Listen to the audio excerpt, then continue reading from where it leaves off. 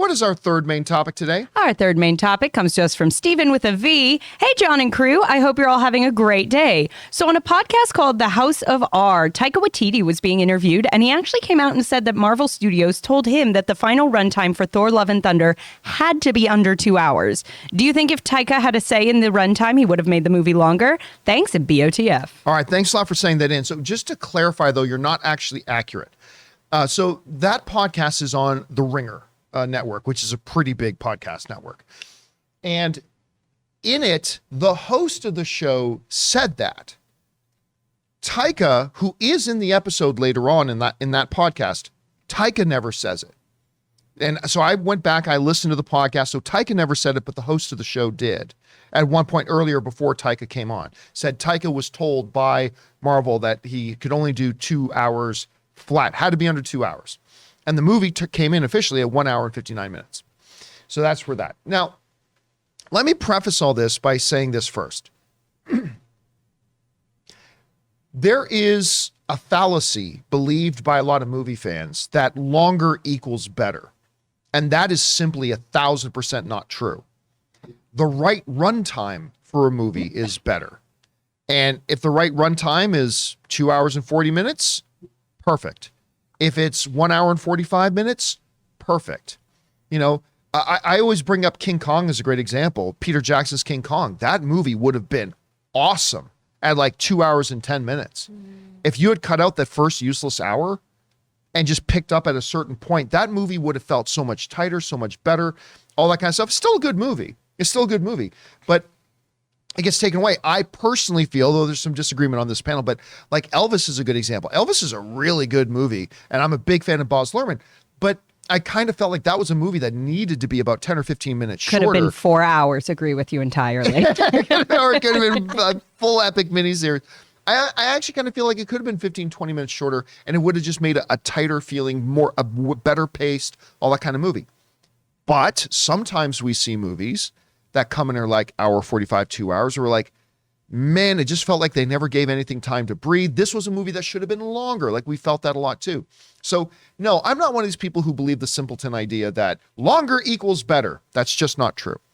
And then simply, well, if it's a good movie, the longer would be better. No, if there's a great movie, part of its greatness is probably its run length. And if you added 15 minutes to it, that probably would have lessened how good the movie is. Anyway, that's my basic principle on this. But I also believe this. Inasmuch as I preach this all the time, movie making is not just the director. Everybody says, don't interfere with the director. Listen, you get the Star Wars prequels and nobody has any say over the director, okay? Bad things can happen. M. Night Shyamalan movies happen when there's complete autonomy for the directors, right?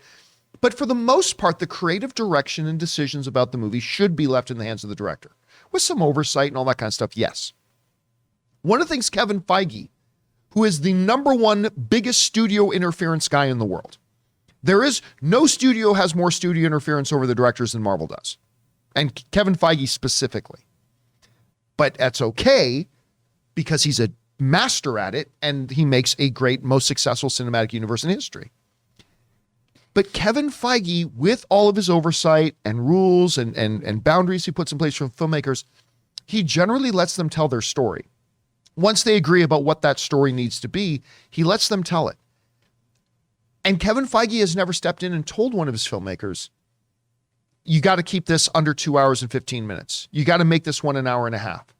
That's why a lot of these Marvel films can run in the 2.5+ hour range and be quite long. Because he just wants the best movies. Kevin Feige just wants the best movie possible. If the best movie possible is 1 hour and 55, great. If the best movie possible is 240, great. Do 240. And that is why, when if true, that the studio told Taika Watiti, Academy Award winner Taika Watiti, that he had to keep this movie under 2 hours. I don't believe, if that's true, I don't believe for a second that came from Kevin Feige. There's absolutely no precedent anywhere to suggest that Kevin Feige would ever say, sorry about that, So AB. say you're I getting so nearly worked up, you gotta grab the gin." knocked over Ryan's gin here. I got to keep this. Keep it safe. Keep it secret, keep it safe. There has never been any precedent or history of Kevin Feige telling a filmmaker, you got to keep this thing under 2 hours. That's never happened. No, that smells like a Chapek move. It totally smells like a Chapek move. Because again, Kevin Feige no longer has the authority that he used to have. Because Bob Chapek, the CEO of Walt Disney, has taken away the power from the creatives and given it to the penny pinchers. And it reminds me, if you guys saw The Offer, of the scene where Tom Hanks's kid, Colin Hanks, says, no, The Godfather's got to be under 2 hours because we can get more screenings in. We can make that's not a Kevin Feige move. Kevin Feige's made almost 30 movies with Marvel so far, and never once has he done that. Now, again, I'm predicating all this on the statement of if true, if that's true. Because again, I didn't hear Taika himself say that, but the host of the podcast, big major podcast, who did have Taika on the show later in the episode, did say that Taika was basically mandated to do this. This comes to us from the folks over at OWN who write the following. According to Joanna Robinson, the host of the Ringerverse podcast via comic book, Marvel Studios' top brass told Thor, Love and Thunder director Taika Watiti that he was required to keep the movie's runtime at under 2 hours, restricting how many scenes could be included in the fourth installment. Taika having a blank check on this is absolutely not the case. He got more leeway than what he got with Ragnarok, but there was a mandate to bring this movie in under 2 hours. This comes in under 2 hours, and they cut a ton of stuff out of this movie. So this would explain a number of things. Lena Headey from Game of Thrones got paid $7.5 million for a role in this movie that got completely cut out of the movie, right? Her Game of Thrones co-star, Peter Dinklage, who's of course in the Thor universe here, we know he shot scenes, got cut out. Jeff Goldblum, the Grandmaster, shot scenes. Those got cut out. We were all wondering, wait a second, this movie really needed, and listen, and I say this as somebody who likes this film. I like the movie. I like Thor, Love and Thunder, even though I have a laundry list of issues with it. But one of the things that I've said is that what this movie really needed was Gore the God Butcher butchering a couple of gods. Even if it was just like a 1 minute montage or something. Let us feel the wrath and anger and the power of Gore instead of the one kill he does near the beginning with the, oops, oh look, I got this stab, and that's it. That would explain a lot. If all of a sudden he was like, okay, I have to bring this, I've been mandated, I've been ordered, I got to bring this in under 2 hours. That would explain that. Now, I personally don't feel like this was a rushed movie, even though I think there were a couple of scenes that needed to be just kind of added here and there. But one of the prominent complaints from a lot of other people is that they felt it was rushed. And I just can't help but feel like, look, we may find out that this was absolutely a Kevin Feige decision. And if so, so be it. But we've never seen him make a decision like this before. And there's no reason whatsoever to believe that he would make a decision like this now. This is obviously coming from Kevin Feige's new overlords. This is clearly coming a decision that came from over Kevin Feige's head, a decision that only he would have had the power to have made it under Bob Iger, but now under Bob Chapek, he doesn't. So it's a very curious, odd, weird thing if true. From cringing at the pump to getting an eye-popping check at your favorite restaurant, inflation is hitting us all where it hurts. And it really hurts.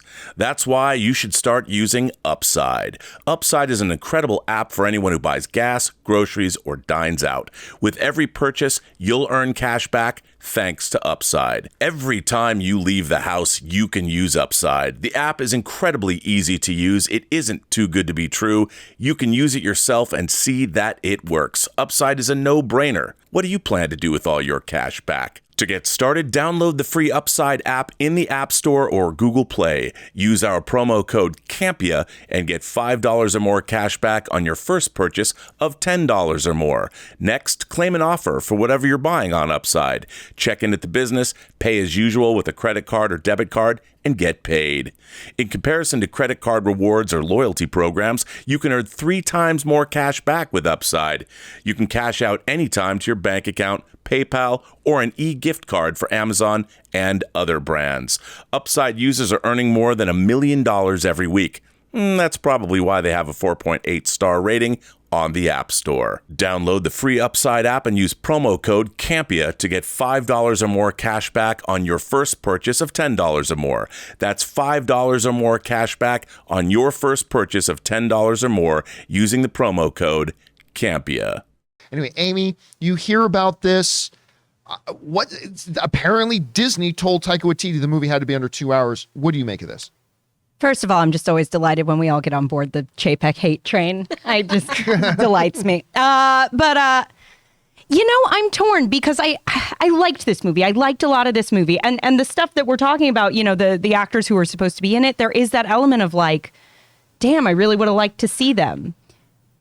That said, I feel like part of what I did like about this movie is that it did feel really fast paced, that it was kind of fun. It was tight. It was and very silly tight. And tight. Yeah. And I think it's a movie that actually could have lost a lot of points for me had it gone on too long.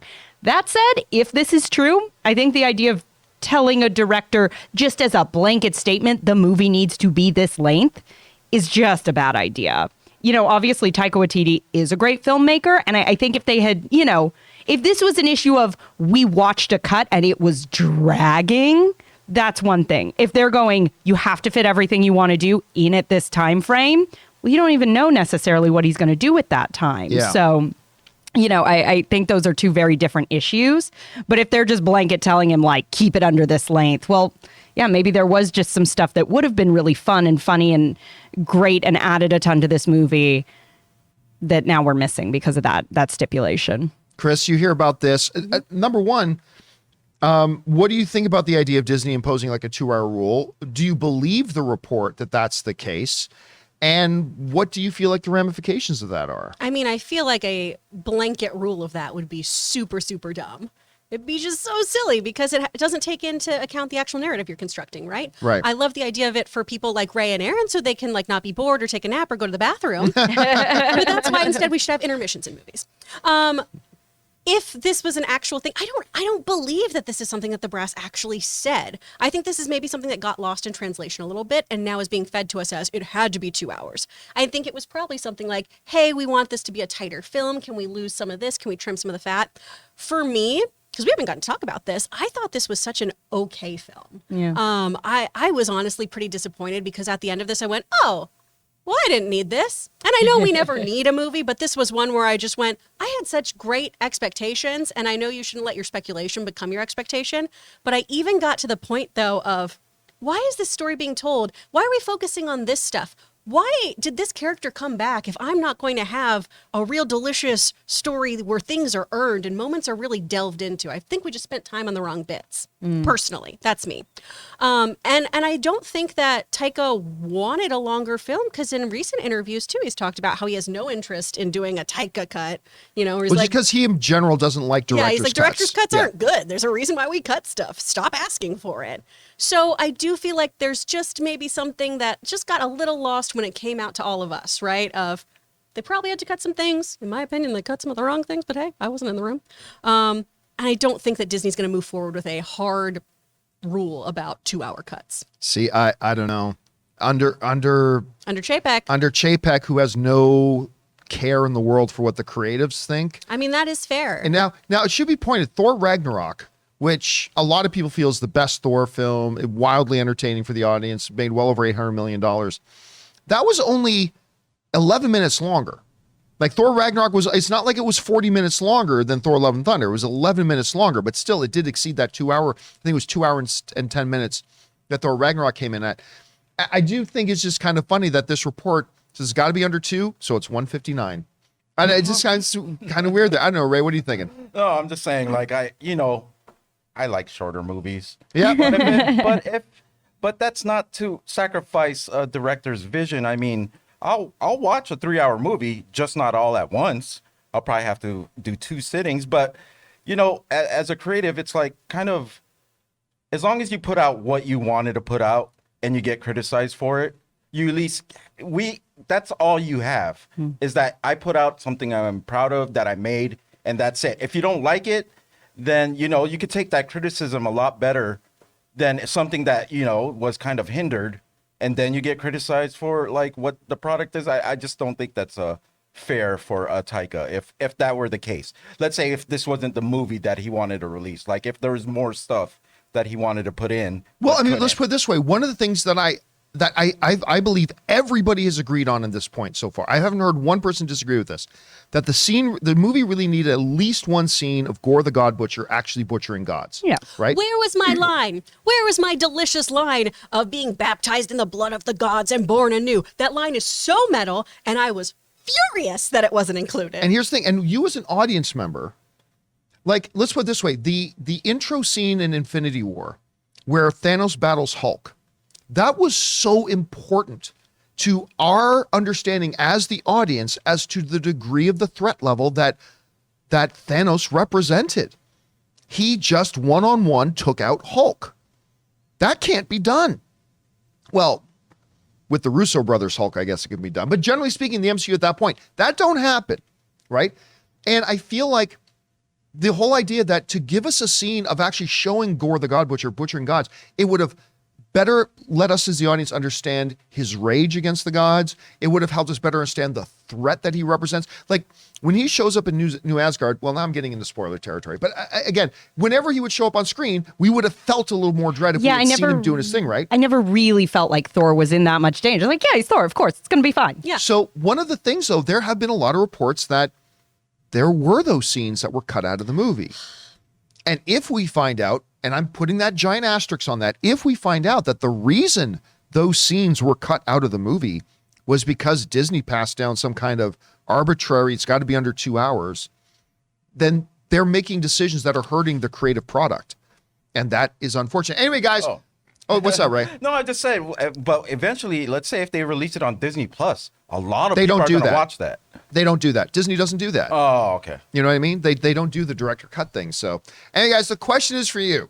What do you think about this? The report saying that Disney gave Taika Waititi a hard mandate of under 2 hours. If so, do you feel like that was had an impact on the movie? Do you think maybe that's why they paid $7.5 million for an actress to play a role in the movie, and all of a sudden that entire role is gone? What do you think about that? Jump into the comment section below and leave your thoughts there.